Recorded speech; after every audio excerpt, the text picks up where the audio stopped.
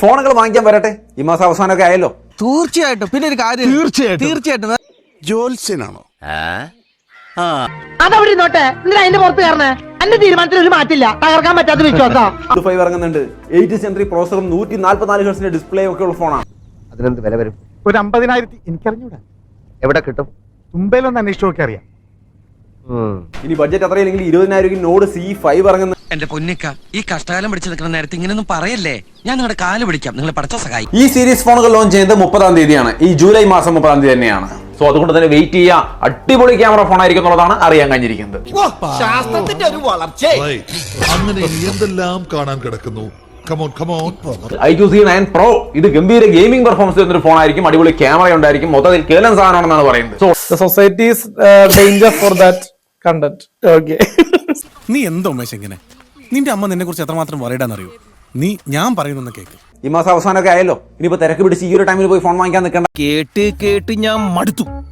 തിരക്ക് പിടിച്ച് ആരും പോയി ഫോൺ എടുക്കല്ലേ, കാരണം ഈ മാസം കഴിയാൻ പോവാണ്. അടുത്ത മാസം അടിപൊളി സംഭവങ്ങളാണ് വരുന്നത്. നത്തിങ് ഫോൺ 3 താനൊന്ന് തെളിച്ച് പറയടോ.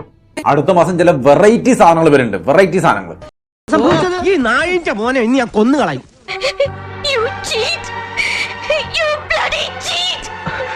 അതിന്റെ പുതിയ ജനറേഷനാണ് V40 സീരീസ്. അടുത്ത മാസം ആദ്യ ഭാഗത്ത് തന്നെ അതിന്റെ ലോഞ്ച് ഉണ്ടാവും.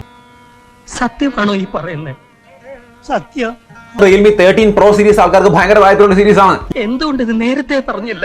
നത്തിങ് ഫോൺ 2A ഇറങ്ങിയത് നമ്മൾ കണ്ടായിരുന്നു. അതിന്റെ 2A പ്ലസ് ഒരെണ്ണം വരാൻ പോകുന്നുണ്ട്. സന്തോഷായി, നല്ല സന്തോഷായി. സോ ഗംഭീര ഫോണാണ് വരാൻ പോകുന്നത്. അതുകൊണ്ട് തന്നെ ഈ മാസം ആരും ഇനി ചാടി കയറി ഫോണുകൾ എടുക്കാൻ നിൽക്കണ്ട. എന്റെ ആറ്റുകാൽ ഭാസ്കര, അങ്ങനെ ഒരു ദൈവം ഇല്ല, ഇത്തരം സന്ദർഭങ്ങളിൽ ഇല്ലാത്ത ദൈവത്തെ വരെ വിളിച്ചു പോകും. ആ പഴയ പ്രഭാകരൻ തന്നെയാണോ ഈ സംസാരിക്കുന്നത്? ഫോണുകൾ വാങ്ങാൻ വരട്ടെ, കാരണം അടുത്ത മാസം കിടിലം ഫോണുകളാണ് വരുന്നത്. എന്താ പറയണ മനസ്സിലാവുണ്ടോ?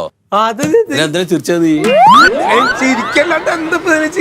ഈ മാസം അവസാനമൊക്കെ ആയല്ലോ. ഇനിയിപ്പോ തിരക്ക് പിടിച്ച് ഈ ഒരു ടൈമിൽ പോയി ഫോൺ വാങ്ങിക്കാൻ നിൽക്കണ്ട, കാരണം അടുത്ത മാസം അല്ല, അങ്ങനെ സംഭവിച്ചു കാണൂ.